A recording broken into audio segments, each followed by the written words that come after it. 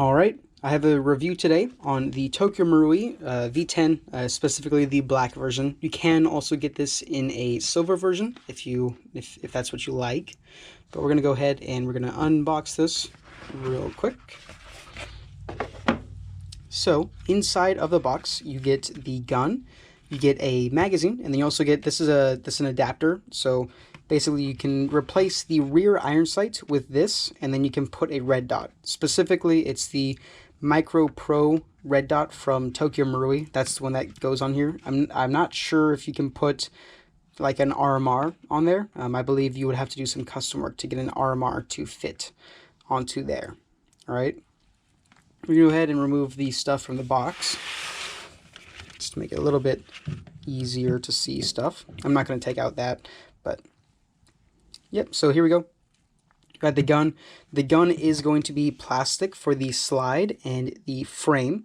However, basically everything else is going to be metal. So metal trigger, mag release, slide catch, safeties, and then hammer is also going to be metal, as well as your rear iron sight is also going to be metal, right? And then the finish on this, basically, you have a very smooth, shiny finish on the side. So the side of the slide and the frame is going to be shiny and smooth. And then on the top and then the bottom, you're going to have a kind of like a rough finish. So it's kind of like a two-tone sort of look going on that you have on here. All right.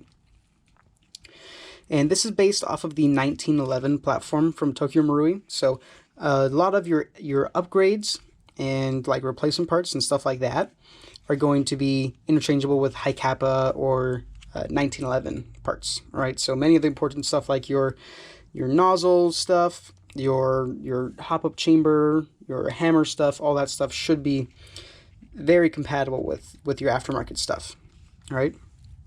So we're gonna go ahead and we are going to remove the slide from the gun. So this is a newer gun, so it's a bit of a pain, but it will come out. There we go.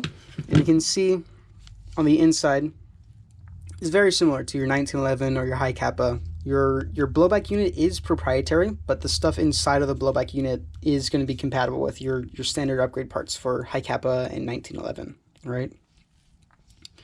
You have basically the peg style of hop-up chamber. So if you buy an aftermarket one, you got to make sure you have the peg on there. I don't know if it'll be able to see this in the camera, but yep. And then we're gonna go down to the slide here. So basically, this is not the slide, the frame. So this is basically two parts. So you have a metal internal frame, and then you have the plastic external frame, right? So even though it's plastic on the outside, you are gonna have metal on the inside, which is a very good thing because it wouldn't be good to have plastic rails on here, right? And then talking about rails, you do not have a bottom rail. You might be able to jerry-rig some sort of rail that connects to the trigger guard, but you don't have one that comes with the gun, and there is not one in the box. And then as far as the barrel is concerned, it is not a threaded barrel. Underneath this orange, it's just a flat, just a standard barrel with no threads, all right? So basically, this gun, you're gonna have to be able to aim pretty good because you don't have any sort of like extra stuff to help you with that. The magazine, it is a shortened 1911 magazine, but you still get about 20 shots or so. So it's not like a tiny amount of ammo that you get on here. It's definitely a respectable amount of ammo. The gun, as far as velocity is concerned, you're going to be at around 250 feet per second is what I chronographed it at. And that was with just your standard green gas. So if you're using like duster gas, you're going to be a little bit different.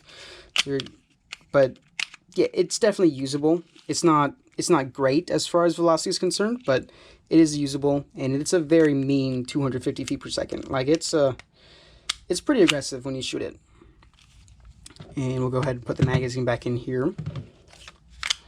And as far as comparison is concerned, I do have some hi-capas next to me that can show you kind of as far as the size is concerned, because it's a little bit hard to kind of judge the size of this thing, just because it's just small, basically.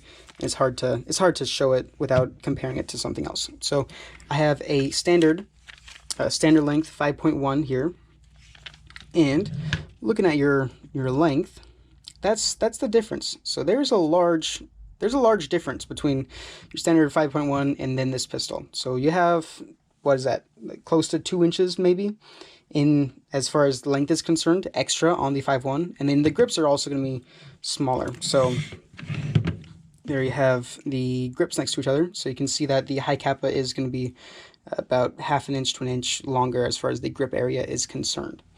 So definitely a very small pistol. I do also have the 4.3 next to me to compare with. And again, it still makes the V10 look small. So you have about an inch longer is what the 4.3 is, all right? And as far as your rear iron sight, it does look like the rear iron sights look very similar, but they're not compatible between these two guns. So you have to get V10 iron sights for the V10. You cannot use like a 4.3 one, even though they look pretty similar, right? But that is about it. I don't have much else that I want to go over in this video. I mean, this is definitely a pretty nice pistol. And you can get, as far as upgrade parts are concerned, you can get full metal like receivers and barrels, and then also all your external stuff you can get replacement parts as well. And those are going to be in steel, so that's those are pretty legit parts to upgrade to. Yeah, that's gonna be it. So have a nice day. I hope this video was useful for you if you were looking at getting this. Main points, basically shoots about 250 feet per second, but it's also very tiny. Those are kind of the two main things about this gun. And it's super cool, that too. I forgot about that. So yep, have a nice day. Adios.